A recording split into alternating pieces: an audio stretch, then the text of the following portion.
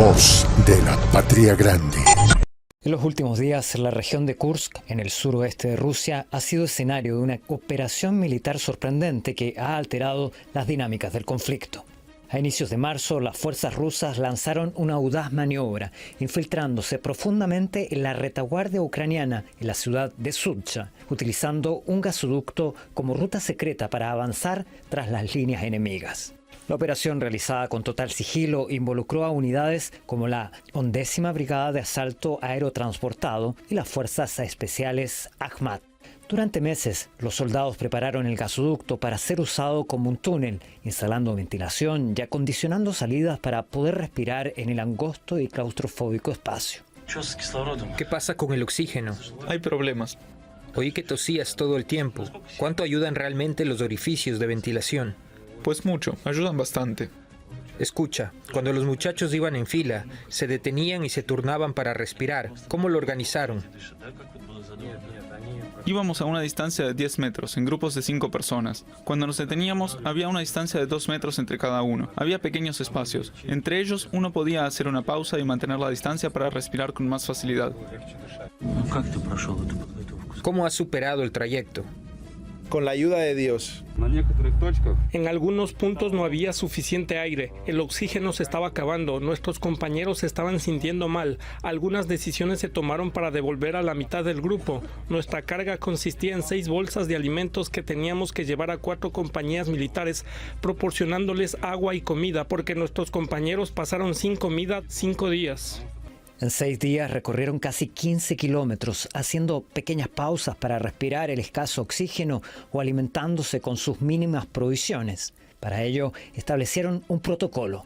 Fueron avanzando en grupos de a 5 soldados. Aquí está la salida de la línea por la que caminamos 16 kilómetros. ¿Había que caminar 16 kilómetros después de salir de la tubería? No, 16 kilómetros tuvieron que ser recorridos por la tubería. Luego caminar 2,5 kilómetros a lo largo de la vía ferroviaria hasta la franja boscosa. Aquí ocupar una línea de trincheras y fortificaciones que hicimos junto con el 30º Regimiento. Saltar desde allí, tomar Kubatkin, desde Kubatkin dividirse en 2 direcciones, tomar el control de ambos puentes y no permitir que el enemigo desde Zazulovka se dirigiera hacia la entrada de la tubería. Salimos por debajo de la tierra y empezamos a ocupar las casas más cercanas, asegurando la zona y neutralizando al enemigo. En algunos lugares el enemigo puso resistencia, en otros no lo hizo y se rendía. Aquellos que se rindieron sobrevivieron. Con el resto tuvimos que combatir, así que murieron.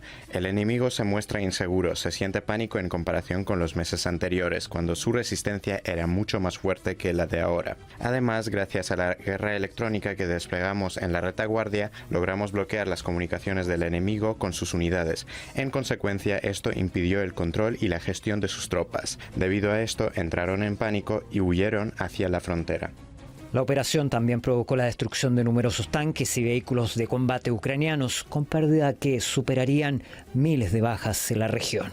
A su regreso, los soldados fueron recibidos como héroes por sus propios compañeros de filas.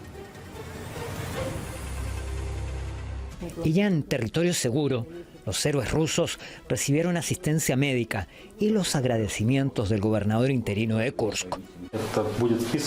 Quedará escrito con letras de oro en nuestra historia. Llegará el momento en que los escolares lean y escuchen sobre ello en las clases de historia. Y se transmitirá el relato sobre cómo nuestros muchachos recorrieron 14 kilómetros a lo largo de la tubería. Un ataque nunca antes visto que reafirma la capacidad de las fuerzas rusas para adaptarse y usar tácticas innovadoras. Una operación que marca un punto de inflexión en el conflicto para poner término a la ocupación ilegal de Kiev en los territorios internacionalmente reconocidos de Rusia. Voz de la Patria Grande.